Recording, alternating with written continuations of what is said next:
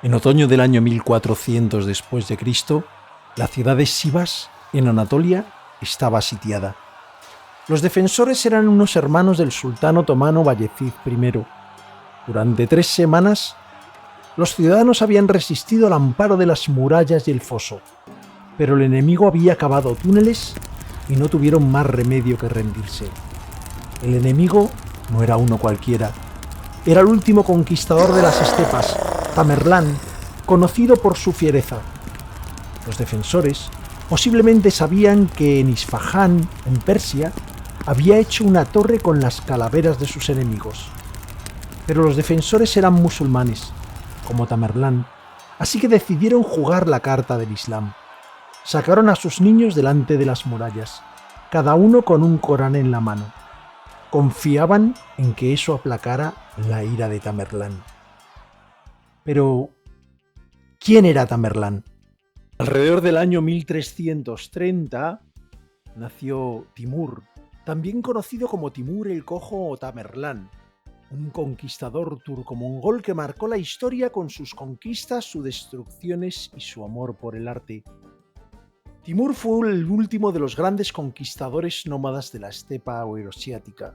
Timur nació en la ciudad de Kers, la que actualmente se llama Sarisam, y esta ciudad está muy cerca de Samarcanda, en el actual Uzbekistán. Está muy cerca también de Tayikistán, de Turkmenistán, y es una zona cercana a la estepa euroasiática, estepa que ha servido de autopista para que los pueblos con caballos invadieran desde la zona de Mongolia hacia Europa o hacia Asia Menor. La zona donde nace Timur es la zona llamada como Transoxania, que quiere decir más allá del río Oxus. El río Oxus es este río que vemos por aquí, que pasa por Tayikistán, por Turkmenistán, por Uzbekistán y desemboca en el mar de Aral, en lo poco que queda del mar de Aral. Actualmente se llama Amu Daria, Daria significa río. Y la ciudad más importante de esa zona es Samarcanda, que está a las orillas del río Zerafshan. Toda esa zona se caracteriza por ser un punto muy importante de la ruta de la seda. Ahí cerca, como vemos, está Samarcanda, también está Bukhara. Vemos la Transoxania, que es más allá del río Oxus y antes del río Yaxartes, lo que ahora es el Siridaria, poco antes de la ciudad de Tashkent, que es la capital de Uzbekistán. Esta zona era la llamada Transoxania. En esa zona nació Timur. El nombre de Timur significa hierro en persa, un reflejo, lo sería, de su carácter fuerte y resistente. Timur nació dentro de la tribu Barlas. Las Barlas eran un subgrupo mongol que se había asentado en esta región de Transoxania y con el tiempo se fueron turquizando y adoptaron muchos aspectos de la cultura persa, incluyendo el idioma y las costumbres. Es una mezcla cultural que era muy típica de la región, porque era un cruce de caminos entre diversas etnias y diversas influencias. Dentro de esto, la tribu Barlas no era una tribu especialmente poderosa o influyente y formaba parte del Kanato de Chagatai. ¿Y qué era el Kanato de Chagatai? Pues bueno, nos tenemos que ir al mundo en el año 1330, y aquí ya se había roto el imperio mogol y habían quedado básicamente 4 kanatos que se llamaban. Por un lado la dinastía Yuan, aunque tenga un nombre así que suena oriental o chino, es una dinastía de origen mogol que gobernó en China. Por otro lado, la Horda de Oro, que tenía toda esta zona, pero también tenía dominados a los principados rusos. El llamado Ilkhanato, que incluía la zona de Persia, y el Kanato Chagatai. Y aquí precisamente es donde nace Timur. Y el Kanato Chagatai se estableció básicamente entre las décadas de 1220 y 1230, cuando Chagatai Khan consolidó el dominio sobre los territorios asignados. Chagatai era uno de los hijos de Gengis Khan. Gengis Khan, a la hora de morir, no estableció la designación de un solo heredero, por lo cual el territorio se repartió. El Kanato Chagatai era importante en el sentido de que era un nexo de unión entre los diversos kanatos, porque Digamos que formaba una especie de triángulo, teniendo en uno de los lados al Kanato del Yuan, o la dinastía Yuan, y por otro lado, en los otros dos, a la Horda de Oro y al Ilkanato. Se mantuvo en este Kanato de Chagatai las tradiciones y las leyes mongolas, incluyendo la Yasa, ese código legal que había establecido Genghis Khan. Y al principio también se mantuvo la religión y se practicaba el chamanismo mongol tradicional y el culto al dios Tengri, que era lo que era, como hemos visto en otros episodios, las religiones dominantes en los mongoles. Pero poco a poco, por la influencia que hay alrededor, se van islamizando a partir del siglo XIV por el contacto con poblaciones de Asia Central y la influencia persa en la zona. Y uno de los personajes más importantes en esa conversión fue Tughluq Timur, que gobernó la parte oriental del Kanato de Chagatai a mediados del siglo XIV, se convirtió al Islam y promovió la religión entre sus súbditos, generando un cambio muy importante en el panorama religioso. Y ya hacia finales del siglo XIV, el Islam se había convertido en la religión dominante entre los mongoles del Kanato de Chagatai. Esto también influyó en las relaciones que tenían con los estados vecinos y preparó el escenario para el surgimiento de Tamerlán.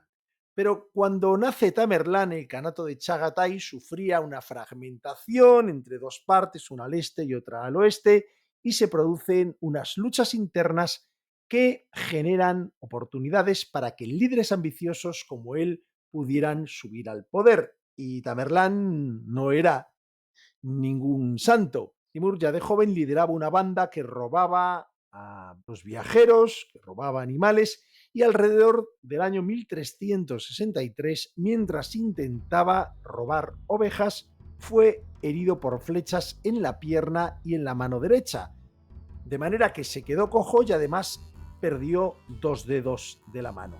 Es por esto que se le llama Timur el Cojo, o como se dice en persa, Timur Ilang, de ahí Tamerlán. Las historias de su juventud, que están recopiladas en manuscritos de los siglos XVIII y XIX, están llenas de aventuras y lo presentan como un héroe destinado a la grandeza, y a la vez, por otro lado, muestran los valores de la época, como el respeto de las tradiciones islámicas. Lo que está claro es que Tamerlán no dejó que en ningún momento su cojera o la falta de los dedos determinara su destino. Tenía muy claro que quería ser alguien importante. Sus contemporáneos lo describieron de diversas maneras, pero en general como un hombre de complexión media, de hombros anchos, de voz fuerte. El arzobispo Juan de Sultanilla decía que tenía el semblante tártaro y una barba blanca a la española. Incluso sus enemigos reconocían que, aunque era semianalfabeto, tenía una personalidad magnética y era sumamente inteligente. De hecho, hablaba varios idiomas a pesar de ser analfabeto. Fue un conquistador tardío porque tardó 9 batallas y 18 años en controlar lo que sería el centro de su imperio, la ciudad de Samarcanda, pero de ahí salió desde lo que actualmente es Uzbekistán para arrasar muchas otras ciudades del mundo conocido. El ascenso de Timur al poder comenzó en la década de 1360, cuando empieza a consolidar su control sobre la tribu Barlas y comanda tropas de tribus en Transoxania, participando en ciertas campañas con el Khan del Kanato de Chagatai. En 1364 derrota a Ilias Koja, un rival importante. Hacia 1366 ya controla la Transoxania, y en 1370 se vuelve contra su aliado Husayn y entonces sitia la ciudad de Balkh en 1370 y la toma. La ciudad de Balkh, que actualmente está en Afganistán, estaba ya un poco más abajo de lo que es el río Oxus, y entonces estaba un poco ya más lejos de lo que es la Transoxania. Pero al llegar ahí, lo que tiene es un problema por dos motivos. Por un lado, él no puede ser directamente Khan del Kanato Chagatai porque no tiene ascendencia directa de Genghis Khan. Aunque en muchas ocasiones intentó decir que tenía ascendencia de Genghis Khan, parece que eso no está nada claro. En alguna ocasión incluso llegó a casarse con una princesa que sí tenía ese origen para de alguna manera legitimarse, pero nunca llegó a atreverse a usar el título de Khan. Y por otro lado, aunque era musulmán, tampoco podía tener el título de califa porque estaba reservado para los miembros de la tribu a la que pertenecía Mahoma. Así que él se busca un título particular, un título que tampoco era exclusivo de él porque habían utilizado otros conquistadores de la época y que se llama Sahib Kiran, señor de la conjunción, con raíces en la astrología. Este título hacía referencia a los planetas Saturno y Júpiter haciendo una conjunción, lo que se consideraba que era una buen augurio. Timur, además, se casó con varias hijas de sus rivales, alianzas matrimoniales que le servían para convertir a los enemigos en familia, asegurando su lealtad o neutralizándolos. Si vemos dónde está situado, digamos, el centro de poder de Tamerlán por aquí, pues es obvio que el siguiente paso muy probablemente iba a ser la zona de Persia. Tamerlán tiene a la hora de su expansión dos motores principales. Por un lado, en la reconstrucción del imperio de Gengis Khan, del que se considera legítimo, entre comillas legítimo, sucesor. Y por otro lado, también se considera como un defensor del Islam y se llama a sí mismo como espada del Islam y muchas veces justifica sus campañas, su ánimo constante de conquista por la defensa del Islam. Se ha dicho por algunos autores que la invasión mongola del siglo XIII en realidad fue menos cruel que la invasión de Tamerlán, porque los mongoles eran simplemente un pueblo nómada, un pueblo que estaba acostumbrado a la violencia, consideraba que era normal ejercer la violencia por parte de los pueblos nómadas contra los agricultores sedentarios. Sin embargo, Tamerlán une a eso un fanatismo religioso islámico que lo hace mucho más peligroso y, como vamos a ver, Tamerlán es un causante de la muerte. Bueno, las cifras oscilan, pero parece que está bastante por encima de los 10 millones de personas asesinados y además en muchos casos de una forma muy violenta y extremadamente cruel. Como decimos, la finalidad de la primera extensión que realiza después de salir de la zona de Transoxiana y tomar Balkh, pues va a ser por la zona de Persia en aquel momento. Primeramente va a Herat, después por aquí Nishapur, toma en 1387 Isfahán y ahí hace una auténtica barbaridad, mata muchísima gente y hace lo que sería tristemente famoso, las torres de calaveras de los asesinados por él. ¿Cuál era la situación de Persia en esa época? Persia, la verdad es que era un caramelo, podemos decir así, porque si vemos aquí este mapa de 1353, un poco anterior a la época que estamos hablando, y decimos que él venía de por aquí, este sería el río Oxus, en la Mudaria. Esa zona pertenecía a la dinastía de los Muzafáridas, que tenían como ciudades principales pues Sirat e Isfahán. Y esto es lo primero que va a tomar Timur. Y después, aunque aquí salen los Yalairidas y los Chubanidas, ya en la época en que llega Timur, los Yalairidas se habían expandido más y Tabriz y Bagdad eran las ciudades más importantes de los Jalairidas. Mientras que los Muzafáridas eran de origen, sobre todo, persa, los Jalairidas eran de origen turco-mongol. Timur vence tanto a unos como a los otros, ataca a Tabriz, ataca también salvajemente Bagdad y no deja títere con cabeza, conquistando toda la zona de Persia. Las conquistas de Tamerlán en Asia Occidental estuvieron acompañadas de genocidios. William Rubinstein escribió: en Asiria, Tamerlán recorría la región matando a todos los cristianos que pudo encontrar, incluyendo a toda la población de la entonces ciudad cristiana de Tikrit, destruyendo así virtualmente la iglesia siria de Oriente. Sin embargo, de manera imparcial, Tamerlán también masacró musulmanes, chiitas, judíos y paganos. Como vemos, Tamerlán no tenía ningún inconveniente en liquidar a todo el mundo fuera de la religión que fuera. Y después de tener controlada esta zona de Persia, Tamerlán se va a fijar en la Horda de Oro. La Horda de Oro, como hemos visto, era uno de los 4 kanatos que derivaban del Imperio Mogol y está aquí situada pues al norte, digamos, del Mar Negro, el Mar Caspio y el Mar de Aral, aunque evidentemente ahora el Mar de Aral no tiene esa extensión, y la capital la tenía en Sarai, una ciudad que estaba situada a orillas del Volga. El Kanato tenía bajo su dominio a los principados rusos, que eran, digamos, como tributarios de la Horda de Oro. Pero Timur lo que quería es reunir bajo su poder lo que había sido el Imperio Mogol. En la primera campaña sale de Tashkent, atraviesa Otrar y llega hasta Kunduzcha. Y ahí vence a la Horda de Oro. Después de esta campaña se da por satisfecho y se vuelve. Pero eso no sería todo lo que iba a hacer contra la Horda de Oro, porque luego hay una segunda campaña que va a realizar más adelante.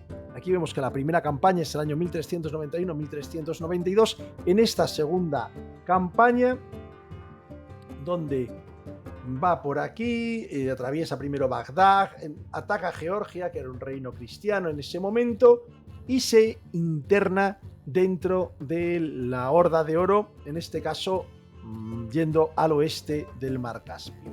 Ataca Astrakán, ataca la ciudad de Sarai-Batú, era la capital, a las orillas del río Volga, viene por aquí, va a Yelets, baja por Tana, y en 1395, en la batalla del río Terek, vence al Khan de la Horda de Oro y lo sustituye por un Khan que era más de su agrado, digamos un títere.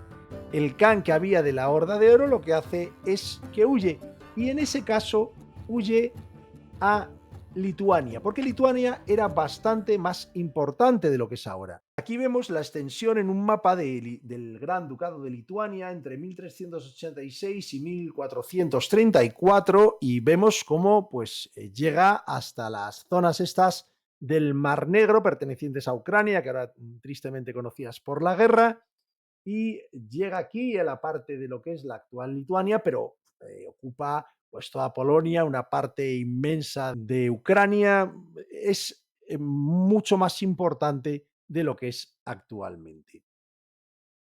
El que era anteriormente el Khan de la Horda de Oro, pues lo que hace es que va a buscar al Gran Ducado de Lituania ayuda y consigue la ayuda del Gran Duque de Lituania y entre ambos luchan contra el ejército de Timur, sin Timur ya, porque Timur ya está en otros hechos, como veremos, y luchan cerca de la ciudad de Poltava, que está en Ucrania, al norte del Mar Negro, y aquí son derrotados por Timur. Esta derrota de la Horda de Oro ya pues pone a la Horda de Oro en una situación muy grave de disrupción del gobierno existente en la Horda de Oro, y lo que va a producir eso es una desaparición del poder mongol dentro de la zona de lo que es la actual Rusia, y va a dar espacio para que los principados rusos, especialmente el Principado de Moscú, puedan extenderse. ¿Cuáles eran las tácticas que usaba Tamerlán? Tamerlán era un genio militar, aparte de otras muchas cosas, y utilizaba tácticas muy avanzadas. Por un lado, fingir la retirada.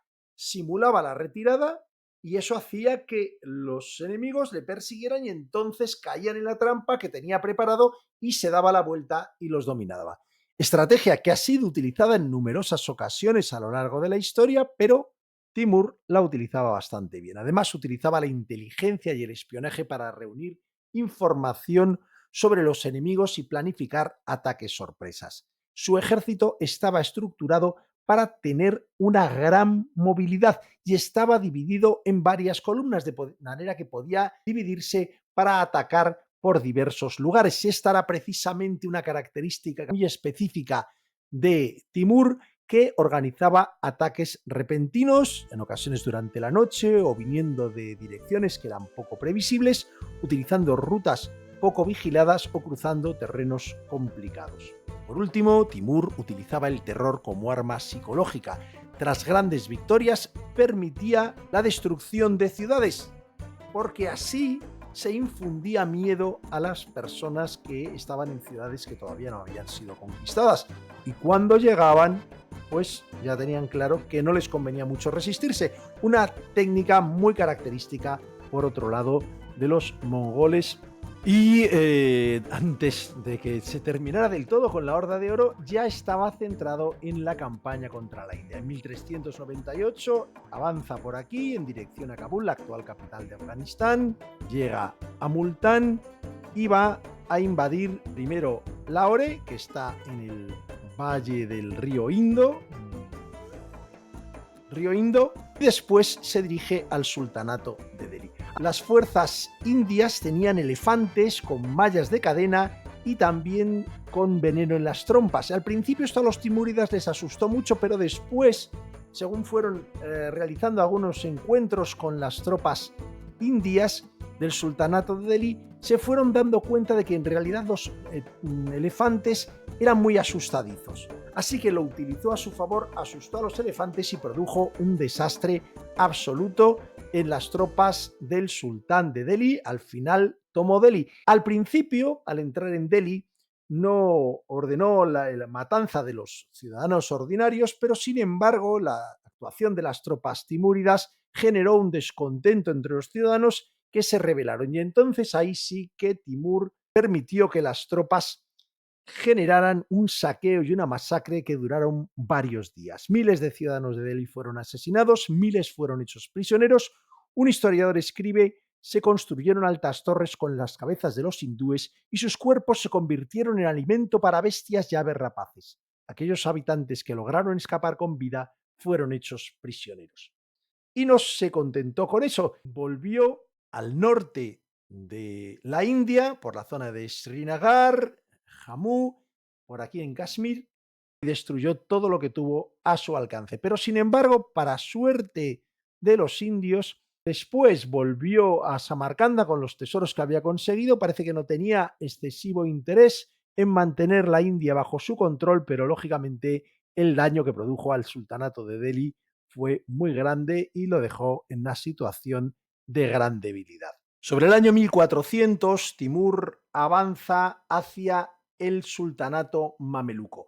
¿Qué es el sultanato mameluco? Los mamelucos significa en árabe poseído, eran como unos esclavos que eran comprados de niños. Normalmente no eran musulmanes, pero se les adoctrinaba en el Islam y se convertían en una especie de casta de soldados. Y a pesar de su condición de semiesclavitud, sin embargo, podían llegar a tener posiciones muy importantes dentro de el mundo islámico. Y de hecho, los mamelucos de Egipto en 1250 se rebelan contra la dinastía ayubí y crean su propio sultanato, que como vemos aquí, tenía una extensión bastante grande, incluyendo Egipto, Libia y toda la zona de Oriente Próximo. Pues como digo, sobre el año 1400, Timur se dirige hacia allí. ¿Por qué se dirige hacia allí? Porque tiene unos desencuentros sobre la protección de los peregrinos en el Islam, cómo llegan a las ciudades santas y cómo además los mamelucos han realizado la protección de algún enemigo de Timur. Así que en 1400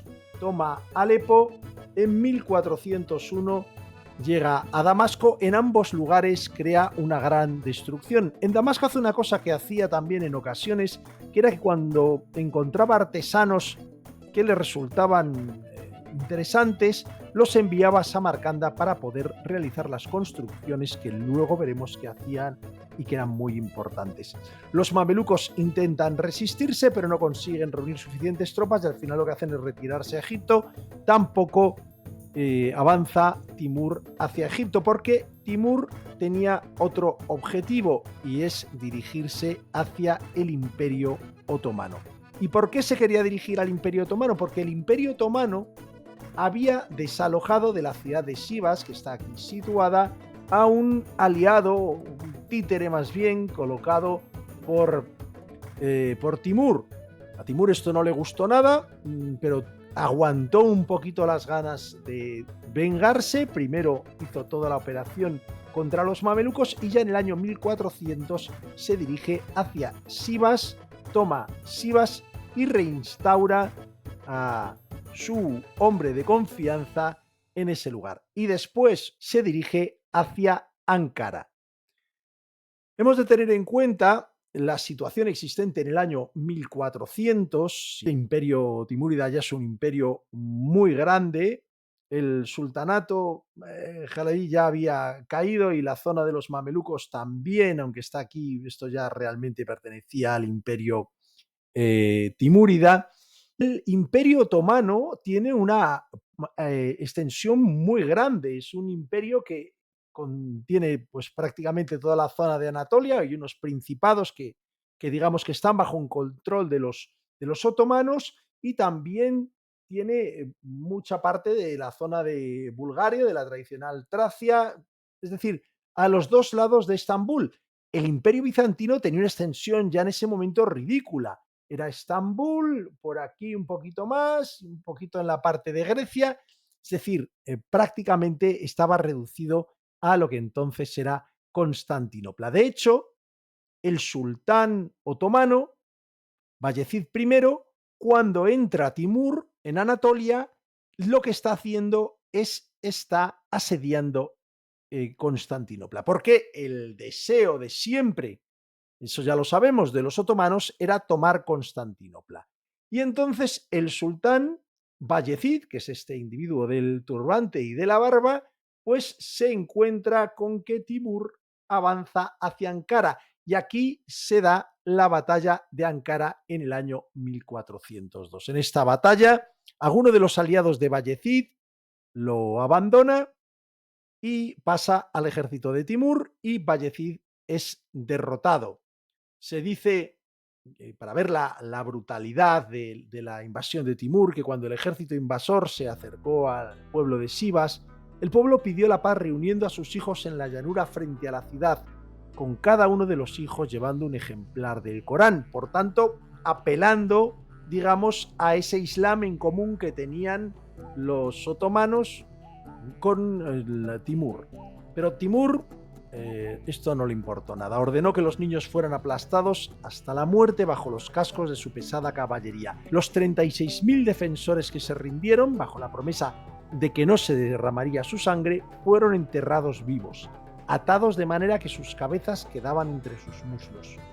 Timur cínicamente dijo que había cumplido su promesa, ya que no había derramado ni una gota de sangre. Era un antecesor de la obra del Mercader de Venecia, en que se plantea esto de la gota de sangre. 9.000 vírgenes de ambos sexos fueron llevados al harén imperial. Se ve que Timur no hacía ascos a nada. Pero después de acabar con Ankara, Timur se dirige a Bursa, que en ese momento es la capital de los otomanos, y después va a Esmirna, y allí en Esmirna se encuentra con los caballeros de Rodas. Pero lo que hace con los caballeros de Rodas también es otra barbaridad. Ordenó que los caballeros capturados fueran decapitados y luego catapultó sus cabezas hacia las galeras de los colegas que habían huido por mar. Bayezid fue capturado por Timur. Hay diversas versiones, hay algunas que dicen que bueno, que tampoco le trató tan mal, otros dicen que sí, se le presenta como enjaulado, se presenta ayudando a subir al caballo puesto a 4 patas. La verdad es que muy bien no le debió tratar, porque en el año 1403, un año después, sea por el estrés, sea por el maltrato, sea por cualquier circunstancia, resulta que Bayezid primero murió. Y la influencia que tiene la llegada de Timur al Imperio Otomano es muy grande. Hasta se puede decir que realmente Timur le dio 50 años más de vida a Bizancio, porque cuando los otomanos estaban asediando Constantinopla, el sultán fue dominado, se generó una situación de absoluto caos en el Imperio Otomano, lo que se llama el interregno otomano, y hasta bastantes años después no se recuperan. Bizancio acaba cayendo, Constantinopla, en el año 1453, posiblemente si no hubiera llegado Timur, esa caída se hubiera dado bastante antes. En esa época hay una cuestión bastante curiosa, que es la llamada Embajada de Tamerlán o Tamorlán, como se llamaba también, y vemos este libro tan bonito con estos dibujos absolutamente preciosos, estas iniciales, y es que Enrique III de Castilla manda a Ruy González de Clavijo a hablar con Tamorlán, porque la misión diplomática lo que pretendía es generar alianzas contra otros países que estuvieran luchando contra los otomanos. Pero esta embajada tiene la importancia de que luego después escribe un libro y en ese libro se da información muy detallada sobre muy diversas circunstancias, información que es muy colorida.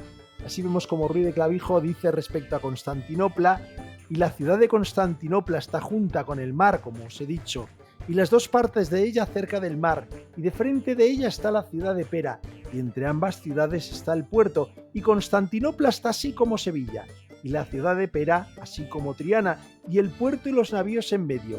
Y los griegos no llaman a Constantinopla como nos la llamamos, salvo Scómboli. Y lo siguiente en lo que se fija es en la dinastía Ming, esa dinastía famosa por los jarrones de porcelana, parece. La dinastía Ming es una dinastía propiamente Han, propiamente china, que sigue a la dinastía Yuan, que era una dinastía de los mongoles cuando habían invadido China. Timur está muy cabreado con el emperador de China.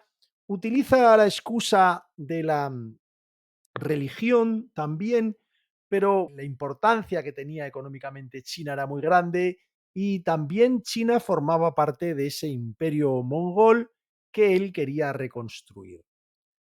Además, la dinastía Ming se estaba reforzando y podía superponer un peligro para Timur. Así que Timur empieza una serie de correspondencia con el emperador chino que termina bastante mal. De hecho, Timur se refiere al emperador chino en persa como Khan y Kincir y Shagan, que significa el Khan cerdo gordo. La verdad es que en persa suena bastante mejor, es innegable.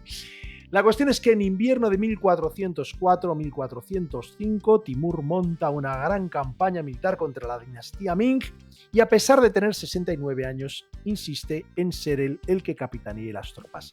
Lógicamente, atravesar en ese momento lo que es la estepa es bastante complicado y por aquí, por la ciudad de Otrar, que está cerca del actual Talapti, en Kazajstán, contrae unas fiebres y termina muriendo. Ese es el fin de Tamerlán. No es el fin de las dinastías timúricas, porque después de Tamerlán no dejó un sucesor claro, el imperio se dividió, pero sí hubo dinastías timúricas que siguieron gobernando partes de Asia Central y Persia durante varias generaciones. Y uno de los legados más importantes de Tamerlán fue el Renacimiento timúrico, una época de gran importancia cultural que va desde finales del siglo XIV hasta mediados del siglo XVI, y hay ahí unas obras muy importantes como la mezquita de Bibi Khanum, que era una de las mujeres de Timur que se empeñó en realizar esa mezquita y que es muy hermoso, y el complejo de Gur-e-Amir en Samarcanda, en donde se enterró a Tamerlán. Se destaca la arquitectura del Renacimiento timúrico por el uso del azulejo azul, las cúpulas bulbosas y los diseños geométricos. Además, se perfecciona la ilustración de los manuscritos y de la pintura de miniaturas que luego influiría en el arte mogol de la India. Se realizan obras muy hermosas en cerámica esmaltada y en caligrafía en árabe y en persa. Y además tiene sucesores de una gran importancia. Timur, así Ulugh Beg, el nieto de Tamerlán, fue un importante astrónomo que construyó uno de los observatorios más avanzados de la época en Samarcanda. Hubo avances significativos en álgebra, en geografía, en geometría, en medicina, y se convirtió la zona en un centro intelectual donde se escribieron importantes obras en persa y en turco Chagatai, destacando poetas como Jami o Alisher Naboy. Además, a pesar de que Tamerlán había sido sin duda muy sanguinario, hubo una cierta tolerancia religiosa y una coexistencia con minorías cristianas y judías. Esta tolerancia se trasladó también después al imperio mogol de la India. cuando se habla del imperio mogol, a diferencia del mongol con N, que es el imperio de Gengis Khan y todos los que vienen después, el imperio mogol son los mongoles, pero dentro de la India se les llama mogoles. Y se consideraban como descendientes de Tamerlán. De hecho, Tamerlán fue el tatarabuelo de Babur, que vivió entre 1483 y 1530 y que fue el fundador del imperio mogol. Una curiosidad de Tamerlán, que no quiero dejar de contaros, es que la tumba, situada en el mausoleo Gur-e Amir en Samarcanda, en el actual Uzbekistán, fue abierta por un equipo de arqueólogos soviéticos el 19 de junio de 1941. Y parece, según dicen las fuentes históricas, que había un texto en persa que decía: quien quiera que abra mi tumba desatará un invasor más terrible que yo.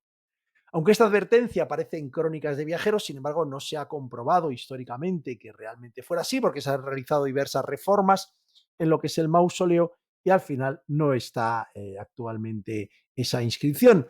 Pero lo curioso es que esta apertura de la tumba fue el 19 de junio del 41 y el 22 de junio de 1941 la Alemania nazi invade la Unión Soviética en la llamada Operación Barbarroja, lo que alimentó la leyenda sobre la maldición. De hecho, en noviembre de 1942, los restos de Timur fueron devueltos a Samarcanda y enterraron a Timur con todos los honores. Después de eso, la Unión Soviética comenzó a ganar batallas clave como Stalingrado. Así que Timur, incluso después de muerto, era realmente terrible. Espero que os haya gustado. Hasta pronto en vivehistoria.com.